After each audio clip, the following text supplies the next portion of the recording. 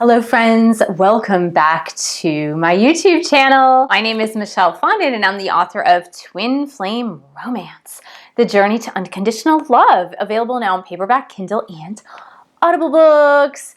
Make sure you pick up a paperback copy and share with your twin flame if you can, of course. Now, if you're currently reading Twin Flame Romance and you would like to leave a review on Amazon, which is well appreciated, leave a review, take a screenshot once that review is live on Amazon, and email me at michellefondinauthor@gmail.com, and I will email you a promo code for Chakra Healing for Vibrant Energy on Audible, which is an amazing book on balancing all of your chakras and really to help you understand the blockages in chakras and how to unblock them. Welcome back to my YouTube channel. If you're new, please like and subscribe and make sure to hit the bell for notifications. If you're interested in getting a twin flame reading with me, 30, 60, or 90-minute reading, you can also email me at michellefondinauthor@gmail.com or go to my website, fondinwellness.com. Now, something new, and I talked about this in a couple of other videos, that I'm starting in December, but you need to sign up in November. I am doing new Q&A podcasts with mini readings on Patreon, which is a donation site, and it's a locked site, so you can actually put podcasts up there that are for patrons only. So if you pledge $10 a month or more, you can get the Q&A. If you pledge $25 a month or more on Patreon, you'll get a live Q&A podcast plus a guided meditation podcast plus other stuff, other surprises for you. And through November 30th, if you pledge $15 or more on Patreon, I will give you the Audible of Twin Flame Romance as well, just as a gift for you guys for signing up on Patreon. So welcome back. Today we have a little bit of an exercise video, not an exercise like get on your gym clothes and go lift some weights, but we are doing an exercise if you find that you have been obsessing over your divine masculine especially. So we're going to shift perspective. That's what we're going to do. We're going to shift perspective in order to get you out of that mode and mindset of completely obsessing over your divine masculine, which I know because I have been there too, believe it or not. And it's not a pretty picture. It's not an easy place to be in when you have this like ultimate obsession that you absolutely positively have to be with them or else you will die. And that's really the way it feels like sometimes. The first thing I want you to do, if you are in this obsessive mode with your divine masculine, first of all, stop it. Second of all, look into the mirror. And I actually want you guys to do this. Maybe not now, maybe after the video. I actually want you to look into the mirror and say, you are so hot, you sexy thing. You are effing hot. And like literally look at yourself with love and lust in your eyes. Seriously, I want you guys to do this. Now, if your eyes are all red and puffy from crying and your nose is all like red and runny, then first of all, again, stop that. Clean yourself up. Put on some makeup. If you're a dude, go ahead, put on some makeup too. But just like get dressed, do your hair, put some nice clothes on. Stop obsessing for the moment. You can obsess later. Now is not the time to obsess. We're not obsessing right now. So the first thing, look into the mirror. If you look all red and puffy, get some makeup on. Take a shower first maybe. Put on some clean clothes, not your fat pants. You want to put on something sexy or just something nice. Do it for yourself and look in the mirror and say, you are effing hot.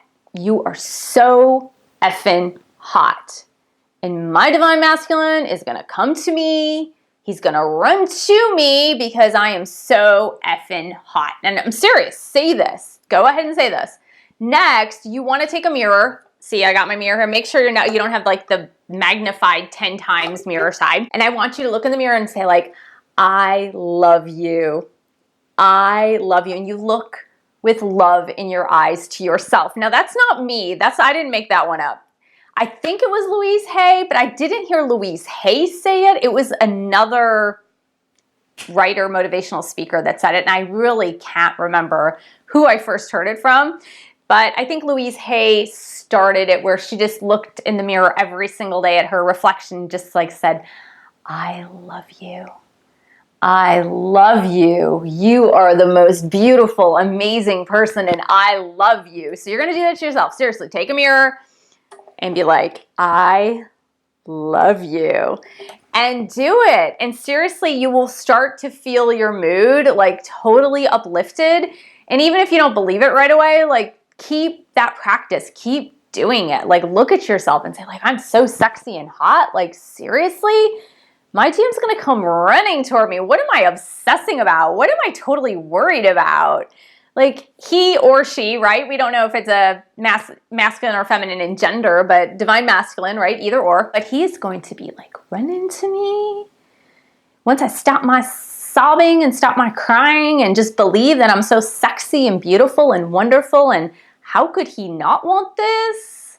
Of course he wants this. And so you just have to like flip it over, get back in that mindset of feeling sexy, feeling beautiful, being beautiful. Just be like, I'm just doing my thing. I'm just going to go out. I'm going to go with my friends. I'm going to go take my kids out. I'm going to go have some fun. Like, I don't even care. Like, he will run to me. I don't even need to worry about that. So that's the first part of the exercise that I really want you guys to consider today and actually do this. Like do this exercise. And then the second thing is we're going to like get a little reality check, okay? We're going to put things into perspective to get the reality check, okay? This is especially if you've been sobbing and obsessing, okay? Or like wondering and pondering like, what should I text them? How should I text them? Should I text them? Should I call them? Should I reach out to them? Should I see them? Should I post something on their social media? Like that obsessive thinking of like, what should I do next? What should I do next? And like the constant plotting of what do I need to do? What do I need to do? What do I need to do? Instead of doing that, we're going to put things into way perspective here, okay?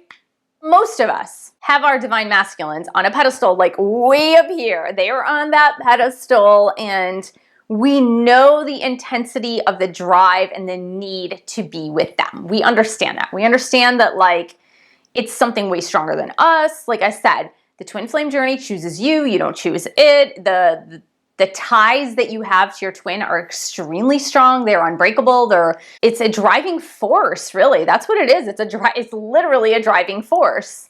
And it makes it really difficult to understand why the driving force is so strong. And so because the driving force is so incredibly strong, you become obsessed. It's kind of like if you really, really, really have to go to the bathroom, like if you have to pee like so bad and there's no toilet to be found, or you're on a road trip and it's like an hour to get to the next stop, all you can think about is like, I have to pee, I have to pee, I have to pee, I have to pee. Like that is the only thing on your mind. That's the only thing you can think about. You're like, I just can't do this anymore, you know? And like you start talking to yourself and you start obsessing, and then like people try to talk to you. You're like, don't talk to me, I gotta pee. And then, you know, it just becomes this whole thing, right? Same thing when you get really hungry, same thing. You're like, oh my God, like I'm gonna die if I don't get a morsel of food inside me. It's gonna be amazing to even take a bite of food. And we go through this whole thing, right? And then we eat food and then it was like, okay, next activity on the list, right? The reason why, and that's for anything with any object of our desire, and we're just human, right? We're human. Any object of our desire seems a lot more serious when we can't figure out a way to its attainment, or we don't know when we'll have its attainment, or we don't know how we will obtain it. And it becomes very obsessive and it becomes this great need, right? And needs are important. We all have needs. But the problem with the twin flame, divine masculine, in this constant obsession with them and the reunion with them, which I am all for reunion. Believe me, I'm first in line right there. Yes, I want all twin flame souls to be reunited. Of course, right? Why would God put us here in the first place and have this journey if the end result was not reunion with your twin? I am a firm believer in that. I'm a firm believer that there is a plan and purpose to this. Don't think that's not the truth, because it's absolutely the truth. What I am trying to help you do in this exercise is take your twin divine masculine off of the pedestal and put things into greater perspective, okay? I really want you to imagine what it would be like to be with your twin flame, to have your twin flame divine masculine be totally committed to you. It's like they're throwing caution to the wind and they don't have anybody else in their life as far as significant others, right? Romantic interests. They have made the decision and the commitment to be totally committed to you. They're ever present with you. They're just there and they're committed and they're like, well, let's do this thing. Let's get married. Let's buy a house. Let's move in together. Let's whatever, have kids. And so they're there, right? So now after all these years, months, days, whatever, of pining and just like crazy obsession, you now have your twin flame divine masculine, okay? So now they're there. They're with you. They live with you. You live with them. You guys inhabit the same space. Now they're there all the time. They may go to their job. You may go to your job. They may have their activities, you may have your activities, but more or less, they're always there, right? Yes, the initial phases are going to be like crazy honeymoon phase. Just as any newer or rekindled relationship, it's going to be a honeymoon phase, right? You're going to be so happy to see each other. You're going to be so excited. It's going to be exciting setting up your place together. It's going to be exciting buying the furniture or picking out a wedding dress or whatever you are doing to solidify your life together. So it's going to be really exciting. It's going to be like this really like a lot of butterflies and a lot of happy feelings and a lot of sense of relief, and all of these things are going to happen. All of these things are going to come true. It's going to be a really amazing time. But what you need to remember is you're still human and your twin flame divine masculine is still human. And while the relationship is probably going to be more connected in many ways than any other relationship that you have ever had, so the conversation is going to flow easier. You guys are going to understand each other telepathically. You'll still be able to communicate and really kind of understand where the other's coming from. You'll have that deep, deep love for each other and that commitment to each other. So you're going to have that. It's probably going to be better, like I said, it's probably going to be better than any relationship than you have ever had in your life, as far as romantic partnerships go. However, they're still human. And so that's what I want you guys to envision. Just envision the human part. I want you to envision the day-to-day part. I want you to envision the fact that humans are humans are humans, and they still are not perfect beings. Okay. I know you see your twin flame divine masculine, as I said in a video, which I see my divine masculine twin flame as a divine perfect being, of course. But they have their flaws and you have your flaws. And it's not even so much as flaws. We're not even talking about flaws here. We're talking about just like daily living stuff. We're talking about that with the busyness of your lives. For example, like someone might forget to pay a bill, or someone might forget to pick up something at the dry cleaners, or you might be working really hard, both of you, and you might not have time for each other, or you might not have time to cook together, or maybe you're just having to do carry out, or maybe you have different shifts at work and so you're getting home at different times, and so that it comes to the point where, yeah, you're sleeping in the same bed together, but you're going to have to plan date nights. You know, it's like a normal relationship in that way. Like you're going to still have to plan date nights, and you're still going to have to spend time with the in-laws and spend time with the extended family and like bring them into your family. They bring you into their family, and the personalities that turn around all of these different people, like, you know, meshing families together. We're talking about, you know, and there are a lot of you out there that are divorced, separated, widowed, whatever. And when you come together with your twin, you're not just coming with your twin, or you're not receiving with your twin, you're coming with whole entire families. It might be mutual children, or it might be even a mother-in-law or a father-in-law or, you know, a whole set of parents coming to move in with you. And those are all life adjustment things. It's still going to require a lot of crafty, and I don't say crafty in a bad way, I just be like creative and crafty, like communication, being able to communicate and be able to vocalize your likes and dislikes and what works and what doesn't work. It's not all going to be like a bed of rose petals. I wasn't gonna say roses because roses have thorns. It's not gonna be a bed of rose petals all the time. Like, yeah, in the honeymoon phase, it might seem like that, but when it really comes down to it, it's just going to be daily life at its best. Just envision that, like envision everything that you and your twin need to go through in order to create a life together, and all the decisions that you're going to need to make together, the concessions that you're going to need to make. Maybe you have to give up your living situation, or maybe they have to give up their living situation, or maybe you have to both give up your living situations and like move to a neutral spot, a neutral place. Think about if you come home from work really, really tired and they're sitting on the couch watching TV and the sink is full of dirty dishes, and like you want to say something, but they're like, you know, they pat the couch and be like, oh, sit down and watch a show with me.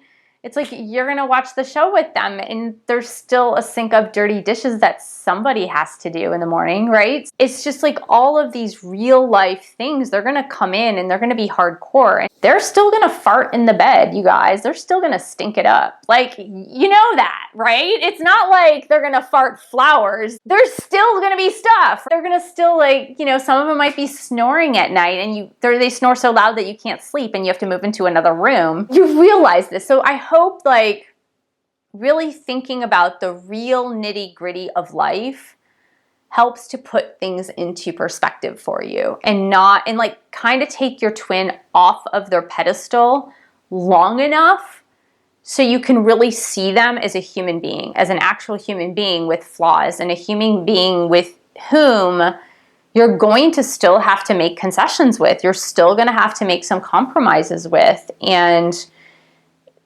it's just moving through daily life like that. It's just not going to be all the way that you have envisioned it in your head. Like, we are so in love, we're so attracted to each other, we have so much chemistry, and the connection is so strong that everything will just automatically go smoothly. That's not always the case, and that's not I mean, most of the time it's always about good conversation, about compromise, about giving up some things that you really care about, them giving up some things they really care about when it comes to like maybe activities, or you know, maybe creating new activities together, or like traveling less, or maybe the money's not going to be there right away, or maybe you're going to invest in a business or a home or something like that together, where again, decisions and problems and obstacles are constantly going to be coming up. And the other thing is, just think of something that you really, really, really wanted. Just think of an object of your desire in the past that you super duper wanted. Like, you wanted it so bad that you can taste it, and you saved all of your money and all of your resources, and you dreamt about it, and you thought about it, and you planned for it, and like, you did everything you could do to get toward that goal, that object of your desires, whatever it is. It could be a home, it could be a really cool car, or it could be a great family vacation, or just moving to a really beautiful place. And so just think about that. Think about the one object, or maybe even having a child. So I know for some people out there that for some of you, having a child was a really difficult thing, where you had to go through in vitro fertilization in shots, like hormone shots, and all the money and planning and everything just to have a child. And then once your child's there, of course you love them. Everybody loves their children. Now, of course you love your children, and you wanted the child, and you gave birth to the child, or your spouse gave birth to the child. And then it was such bliss in the beginning, and everything was like, oh, it's so amazing and so blissful. But then there was that night where your kid was teething and would not shut up the entire night for 12 hours and was just screaming, and you thought that you were going to freaking lose your mind, right? And so then at that point, I'm sure you thought like, can I send this kid back? Could I just send him back? Would that be okay? And if you are a parent and that has happened to you, you have not thought that, then there's something wrong with you. I'll tell you that right now. Any object of your desire, just think of that, like as long as it took you to actually save up or work toward all of those objects of desires, once you obtained them, they somehow lost their spark in a way. So like I said, if you were talking about human beings, of course you love your children. Of course you love your dog or your cat or your spouse or your, you know what I mean? So of course you love the people in your life. But it's that obsession with what you actually wanted goes away once you obtain it. You need to think from the end. If you're stuck in obsession, think from the end. Think from the end. Think about your beautiful, gorgeous, hot, divine masculine sleeping next to you, and you're just so enthralled in watching them sleep. As you look over their shoulder, you see they're drooling all over their pillow, and they're snorting, and they are snoring. And just think, I love them, but I really wish they'd stop snoring. And that's really gross that they're drooling all over the pillow, right? So it's perspective, just shifting that perspective of like human beings, they're still human. I know you see them as a god or goddess, but they are still human. So just try to take that perspective. From now on, try to take that perspective every time you find yourself getting way too obsessed over your divine masculine. Put that in perspective. Put it in perspective that they are human.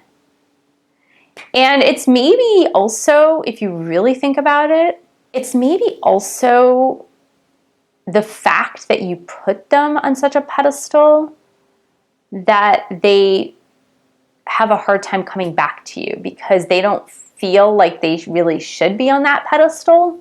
The way you treat them that they should be on a pedestal, maybe that scares them a little bit. I don't know, I just thought of that. So that might be one of the reasons. Go do your exercise when you shut off this video. Of course, like and subscribe to the channel first and hit the bell for notifications, of course. And then you're gonna scurry off and go to your mirror and say, you are so hot.